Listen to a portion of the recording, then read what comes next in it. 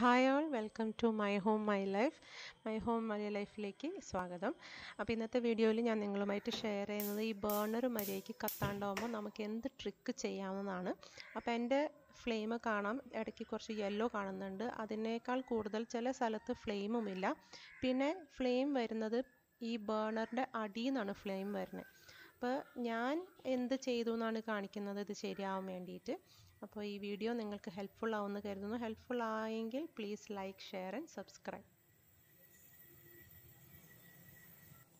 അപ്പോൾ എൻ്റെ ഈ ഒരു ബേർണറിന് മാത്രമേ അങ്ങനെ ഒരു പ്രശ്നം കാണുന്നുള്ളൂ. മറ്റേ ബേർണർ ഞാൻ കത്തിച്ച് നോക്കിയപ്പോൾ കുഴപ്പങ്ങളൊന്നുമില്ല. അപ്പോൾ ഇനി എങ്ങാനും ഈ ഒരു ട്രിക്ക് നിങ്ങൾക്ക് വർക്ക് ചെയ്തില്ല എന്നാണെങ്കിൽ തീർച്ചയായും നിങ്ങളുടെ സർവീസ് കോൺടാക്റ്റ് ചെയ്യുക, സർവീസ് പേഴ്സണെ കോൺടാക്റ്റ് ചെയ്യുക. അവർ വന്ന് ശരിയാക്കി തരുന്നതായിരിക്കും.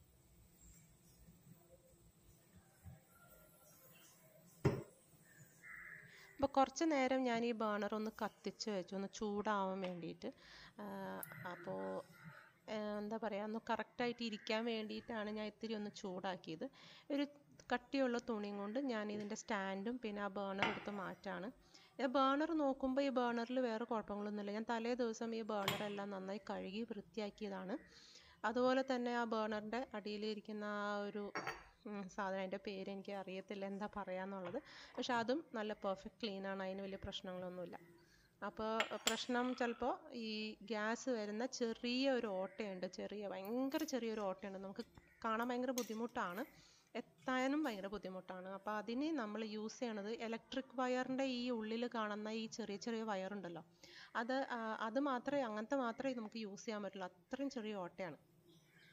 അപ്പോൾ ഞാൻ ഈ ഒരു കോപ്പർ വയർ യൂസ് ചെയ്ത് ക്ലീൻ ആക്കാൻ നോക്കി. അപ്പോൾ കാണാം എൻ്റെ ഈ ബേർണറിൻ്റെ ഉള്ളിൽ ഈ കത്തിക്കണേൽ 2 വലിയ ഹോൾസ് ഉണ്ട്, അപ്പുറത്തും ഇപ്പുറത്തും. അതിൻ്റെ നടുക്കിൽ കണ്ടോ ഇങ്ങനെ സ്ക്രൂ പോലത്തെ, അതിൻ്റെ ഉള്ളിലാണ് ഈ കാണുന്ന ചെറിയൊരു ഹോള്. ഇതിൽ കൂടെ നിങ്ങൾക്ക് കാണാൻ പറ്റുമെന്ന് അറിഞ്ഞൂടാ, പക്ഷേ കുറച്ച് കഴിയുമ്പോൾ നിങ്ങൾക്ക് കാണാൻ പറ്റും. ഞാൻ പരമാവധി ഫോക്കസ് ചെയ്തെടുക്കാൻ നോക്കിയിട്ടുണ്ട്. അപ്പം ഞാൻ ഈ വയർ ഉപയോഗിച്ച് ക്ലീൻ ആക്കാൻ നോക്കി ആ ഒരു ചെറിയ ഹോള്.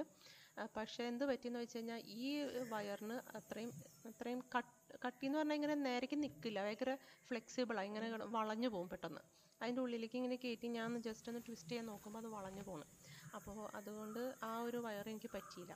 അപ്പം ഞാൻ ഈ വയർ മാറ്റി വേറെ ഏതെങ്കിലും ഒരു വയറുണ്ടോ എന്ന് നോക്കിയപ്പോൾ ഒരു ക്രാഫ്റ്റിൻ്റെ വയർ ഉണ്ടായിരുന്നു. ക്രാഫ്റ്റിനൊക്കെ ഉപയോഗിക്കുന്ന ഒരു സ്ട്രിങ്, അത് ഞാൻ ഉപയോഗിച്ചു. അതും തിന്നാണ്, നമ്മുടെ സേഫ്റ്റി പിന്നേക്കാട്ടിലും വളരെ തിന്നായിട്ടുള്ളത് വേണം ഉപയോഗിക്കാനായിട്ട്. അത്രയും ചെറിയ ഹോളാണ്.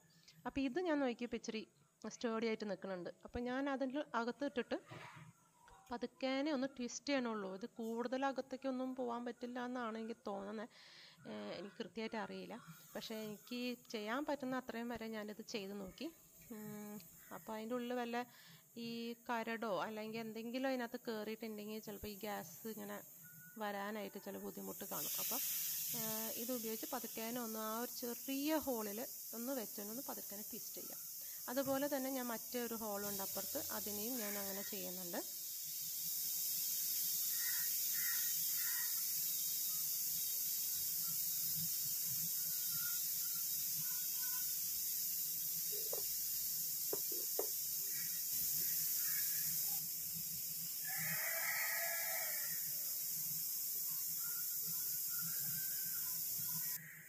അപ്പോൾ അത് ഞാൻ ചെയ്ത് കഴിഞ്ഞ് കഴിയുമ്പോൾ തിരിച്ച് ഞാൻ ബേർണർ അതേ സ്ഥാനത്ത് തന്നെ വെക്കാനാണ് ഞാൻ ശ്രമിക്കുന്നത്. അങ്ങനെ ഒരു ഇതുണ്ട്, നമ്മൾ ബേർണർ വെക്കുന്നത് റൈറ്റ് പൊസിഷനിൽ വെക്കണം. ചെറുതായിട്ട് ചിലപ്പോൾ അങ്ങോട്ടും ഇങ്ങോട്ടും ആ ഒരു കറക്റ്റ് ലൈനിൽ നിന്നില്ലെങ്കിൽ ബേർണർ കത്തിക്കണേന് ഒരു യെല്ലോ ഫ്ലെയിമൊക്കെ വരാൻ ചാൻസസ് ഉണ്ട്. അപ്പോൾ നമ്മൾ 2-3 പ്രാവശ്യം ഒന്ന് എടുത്ത് ഒന്ന് ട്വിസ്റ്റ് ചെയ്ത് കറക്റ്റ് പൊസിഷൻ ഏതാണെന്ന് നോക്കണം. ഒരു പൊസിഷനിൽ വെച്ചിട്ട് നമ്മളൊന്ന് കത്തിച്ച് നോക്കുക. പിന്നെ അത് കഴിഞ്ഞ് അപ്പോഴും ഒരു യെല്ലോ ഫ്ലെയിം ചെറുതായിട്ട് കാണുന്നുണ്ടെങ്കിൽ വീണ്ടും ഒന്ന് തിരിച്ച് അപ്പുറത്തേക്ക് ഒന്ന് തിരിക്കുക. അപ്പോൾ അങ്ങനെ ഞാൻ കുറച്ച് നേരമൊക്കെ ചെയ്ത് നോക്കിയിട്ടാണ് കേട്ടോ പിന്നെ ഒരു ഫ്ലെയിം ഒന്ന് കറക്റ്റായത്. ഇപ്പോൾ എല്ലായിടത്തും ഫ്ലെയിം വരുന്നുണ്ട്. അതുപോലെ താഴേന്ന് വരുന്ന ഫ്ലെയിമും സ്റ്റോപ്പായി. അപ്പോൾ ഏകദേശം എൻ്റെ വർക്കൗട്ടായിട്ടുണ്ട്. ഇതിന് മുന്നേ ഇതുപോലെ ഞാൻ ചെയ്ത് കഴിഞ്ഞപ്പോൾ വർക്കൗട്ടായില്ല. അപ്പോൾ ഞാൻ നമ്മുടെ ഈ സർവീസിൻ്റെ ഇത് കമ്പനിയുടെ സർവീസിൻ്റെ ആളെ വിളിച്ചിരുന്നു. അപ്പം നിങ്ങൾക്കും അത് വർക്കൗട്ട് ആയില്ലെങ്കിൽ വിളിച്ചോളൂ. ഈ വീഡിയോ നിങ്ങൾക്ക് ഇഷ്ടപ്പെട്ടു എന്ന് വരുന്നു. ഇഷ്ടപ്പെട്ടെങ്കിൽ ലൈക്ക്, ഷെയർ ആൻഡ് സബ്സ്ക്രൈബ്. അടുത്ത വീഡിയോയിൽ വരാം. താങ്ക്